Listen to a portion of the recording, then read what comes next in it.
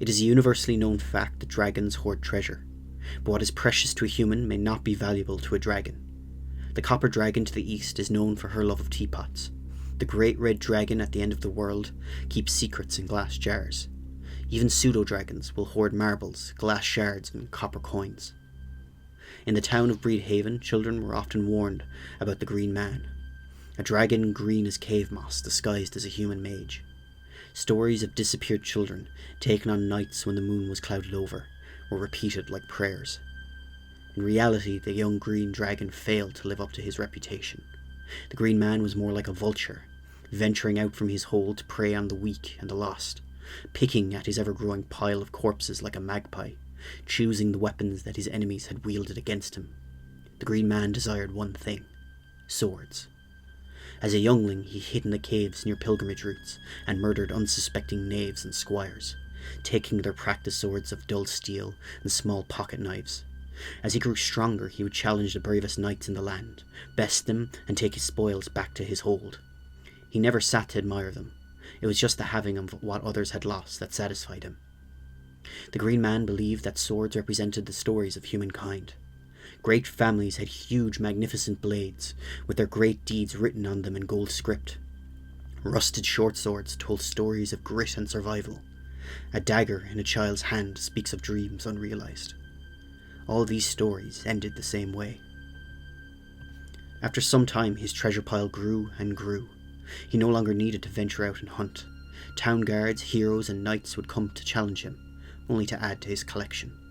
By the time our party had found his cave, the walls and floor were covered in layers upon layers of blades. The entire cavern gleamed like a jagged chandelier. Our first encounter was brutal. The Green Man crept silently through his labyrinth, watching us. We could feel his presence but could not see him. Noiselessly he attacked.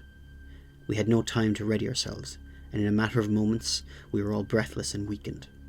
With a swoop of his wing and an almighty clatter, we were knocked into a hollow, swords falling around us, separating us from the Green Man. As we tried to catch our breath, DIARMUID, the Eldritch Knight, busied himself going through the swords around us, scanning through butter knives and long swords alike. None interested him. He was searching for a magic one. I warned him that the dragon is attached to all of the swords in his hoard. He would know immediately if we took any. DIARMUID found a suitable sword. Without touching it, he prepared a bond ritual to attune himself to the weapon. He lit a candle and fell into a trance. When his spell was complete, he gently placed his hand on the weapon's hilt to seal the bond.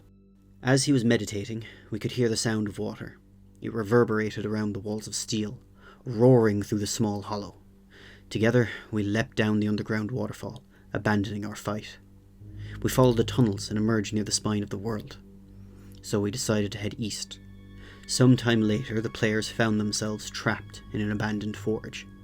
They were being hunted by a death knight and the angry spirits of the forge smiths. Trapped and surrounded, DIARMUID stepped forward. He raised a hand in the air and he said, "I summon my bound weapon."